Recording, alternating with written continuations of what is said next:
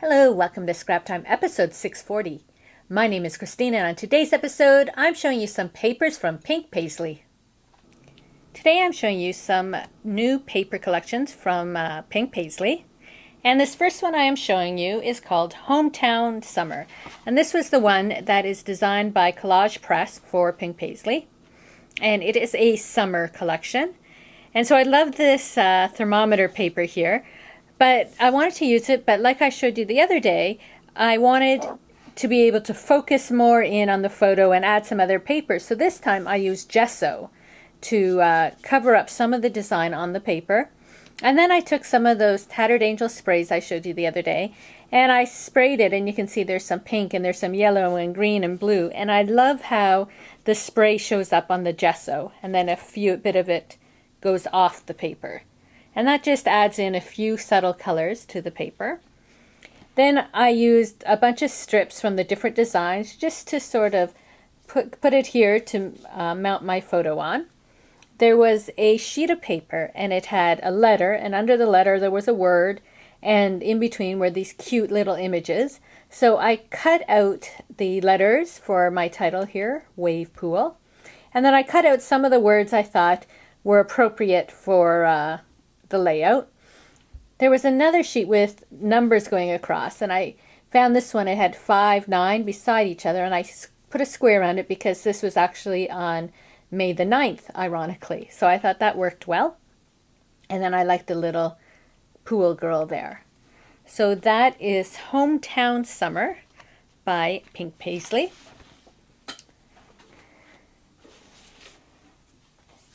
Next we have the Soiree collection. This was designed by House of Three for Pink Paislee, and it's a lot of fun with all these bright colors, and it is a birthday collection, but of course you can use it for anything. This was Gemma had gone to a camp at our museum.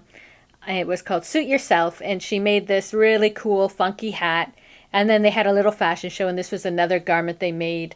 I think it was based on something Egyptian. It was a couple summers ago. So I had that picture nice and bright to go with the papers. I cut this out of one of the paper designs, and then I just put some little scallops and outline in that just to give it a bit more weight to it. These letters were actually from American Crafts, but they were like the identical green, so I thought that was great. These were from another sheet I cut out and added in. This trim I just happened to have, so I thought that would be fun. And then for my journaling, I took a sheet, cut it in a strip, and then just wrote on it and added down there.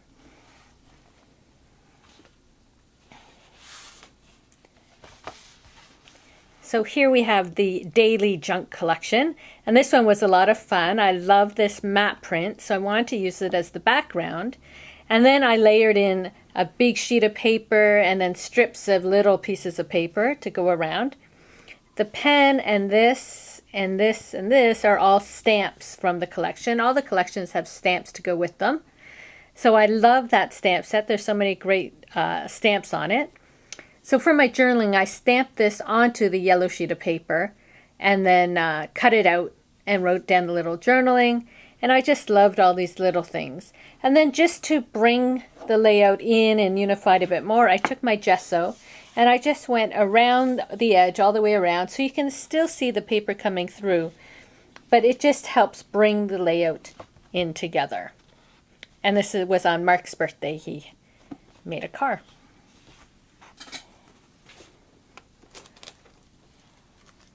Now my favorite collection is Butterfly Garden. I just loved all the papers.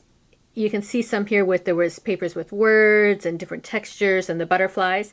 So I went to an encaustic workshop and I took these papers with me. And it inspired me to make this project here. So this was, I cut out the big bird cage with the butterflies for my main image. I cut out another butterfly that I had flying out. I had these brads that I added in. I thought the colors went really well. And then here there's some layers of other paper too. The whole thing is set on, you can sort of see the base was a pattern from a sewing pattern. So that's what these lines are from. And then I added some color to go with the colors of the paper and added texture with the wax as well around here. So that is my encaustic piece using the Butterfly Garden.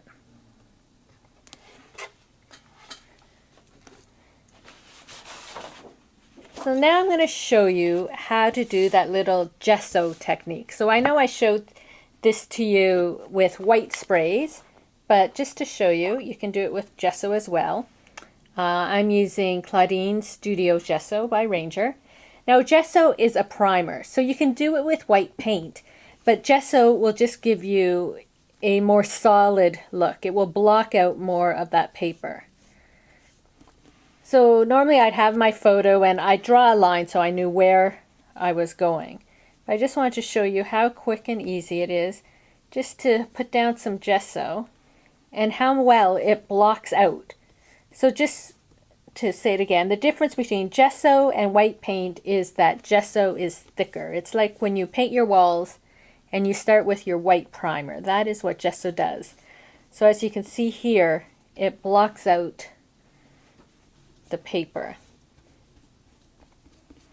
So whenever you have a busy print and you just want to be able to mat your photo or your image, you can put down a layer of the gesso and you don't have to go underneath, and you can just see how, like that, it blocks out your paper. So now I have a nice mat for my photo. So hopefully that gives you some ideas, and you'll check out the Pink Paislee collections. Well, that's it for today's episode. Be sure to check out my website at www.scraptime.ca. And on our next episode, I'm showing you the Stella and Rose collection from My Mind's Eye. So please join us. Thanks for watching Scrap Time.